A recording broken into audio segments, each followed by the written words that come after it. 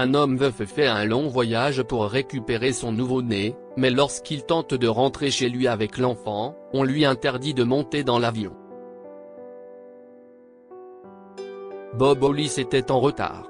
Le quadragénaire venait de recevoir un appel d'un hôpital de Floride lui annonçant la naissance d'une fille dont il était le père.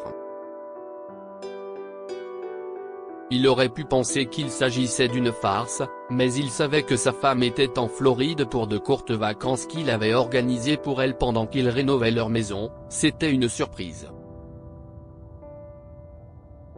Il n'avait pas d'enfant et en avait adopté 3, car l'adoption était un domaine dans lequel ils voulaient tous les deux s'impliquer. Parmi les deux, Bob était plus soucieux de recevoir un enfant en famille d'accueil parce qu'il en avait été un lui-même et qu'il avait grandi en se promettant d'accueillir autant d'enfants qu'il le pourrait. Si je peux aider ces enfants à grandir et à donner le meilleur d'eux-mêmes, j'aurai le sentiment d'avoir fait une énorme différence, a-t-il déclaré à sa femme lorsqu'il en discutait. Bob était également le père de 2 enfants adultes qu'il avait conçus alors qu'il était avec son ancienne femme, Helen. Les deux se sont séparés après que la femme a décidé de le tromper avec le garçon qui s'occupait de leur piscine, et qu'elle a été prise en flagrant délit. 2 ans plus tard, il a rencontré sa deuxième femme, Mary, et après quelques mois de relation, ils se sont mariés. Ils ont essayé d'avoir des enfants, mais sans succès, ce qui les a poussés à envisager l'adoption, mais ils n'ont jamais cessé d'essayer de faire des bébés. Un jour, leur persévérance a porté ses fruits et Mary est tombée enceinte. C'est en prévision de l'arrivée du bébé que Bob a décidé d'agrandir la maison pour y installer une chambre d'enfant et une pièce supplémentaire. Après avoir pris cette décision, il a fait monter Mary, qui devait accoucher dans 2 mois, dans un avion pour la Floride, un endroit qu'elle avait toujours voulu visiter. Mais à son arrivée en Floride, la femme a immédiatement commencé le travail et a été transportée d'urgence à l'hôpital. Malheureusement, elle est décédée pendant l'accouchement.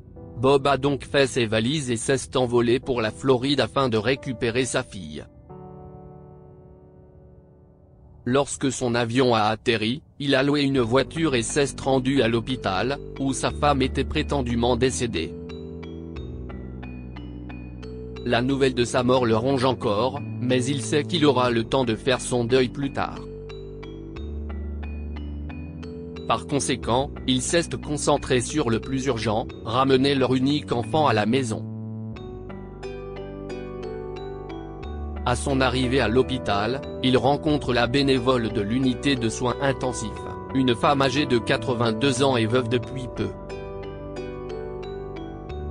Elle se nommait Madame Stix et avait des choses à dire à Bob. « Qu'est-ce ce qui s'est passé ?» lui a-t-il demandé dès qu'il est entré dans son bureau. « Asseyez-vous, monsieur Hollis, dit-elle calmement. « Je préfère rester debout », a-t-il répondu. « Je suis désolé pour la perte que vous avez subie, monsieur Hollis, mais votre femme a souffert de complications en donnant naissance à votre enfant. » Bob pleura amèrement et Madame Stix le regarda tranquillement, choisissant de le laisser pleurer.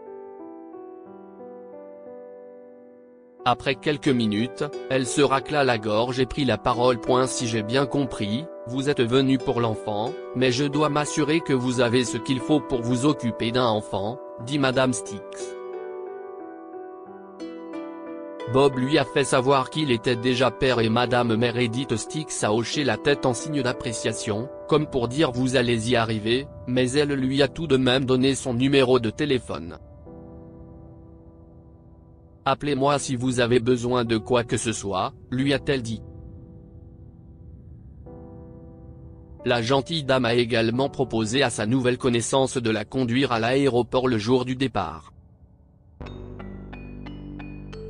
Les choses se sont passées sans problème pour Bob jusqu'à l'heure de l'embarquement.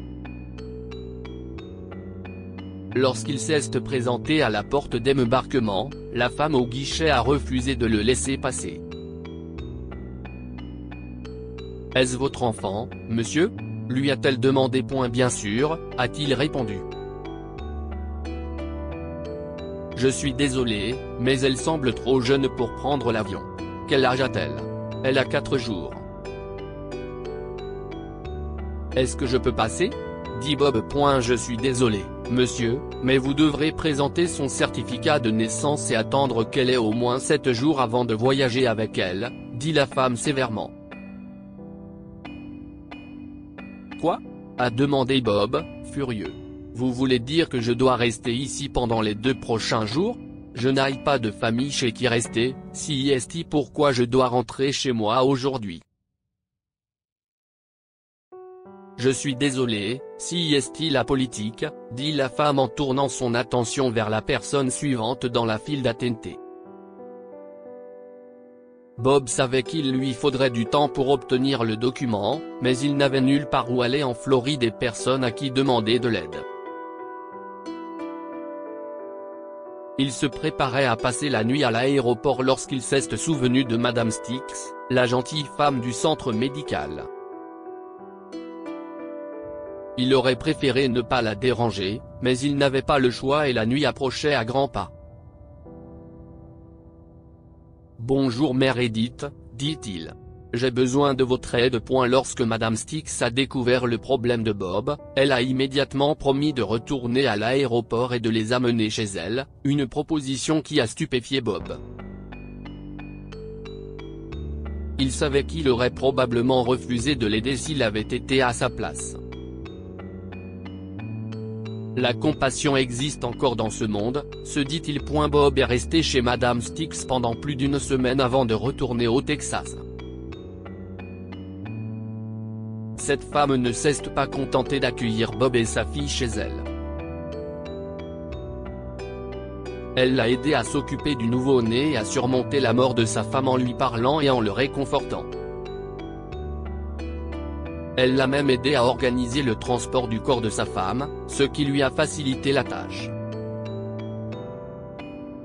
L'homme né ne revenait pas de sa générosité et l'appelait toujours un véritable ange. Même sa fille semblait aimer cette femme, car elle se mettait à rayonner et à glousser rien qu'en entendant la voix de la femme. Pendant son séjour, Bob a appris que la femme avait 4 enfants adultes, 7 petits-enfants et 3 arrière-petits-enfants. Ensemble, ils s'occupaient du bébé, faisaient des promenades de soulagement et allaient même honorer la mémoire du défunt mari de Madame Stix, des activités qui les rapprochaient encore plus.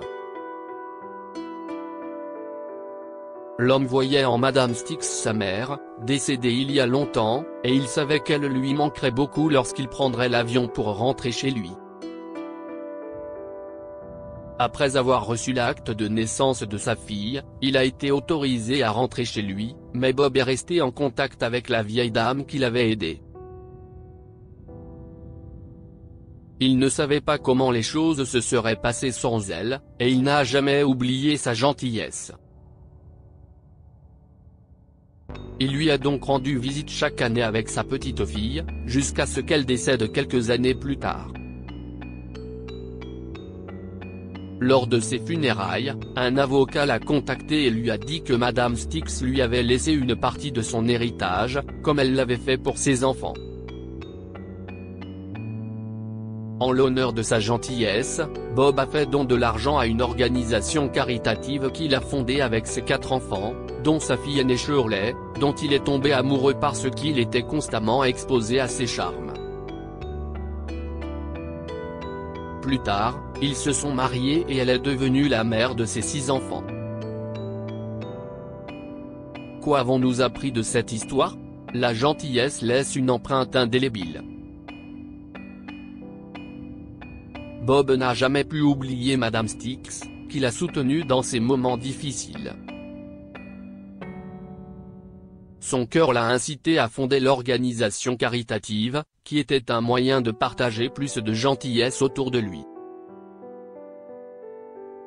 Toujours aider son prochain. Bob a adopté 3 enfants avec sa défunte épouse parce qu'il venait lui-même d'un foyer d'accueil et qu'il voulait trouver un moyen d'améliorer la vie des enfants dans les orphelinats. Si est un acte qui mérite d'être imité. Partagez cette histoire avec vos amis. Elle pourrait égayer leur journée et les inspirer.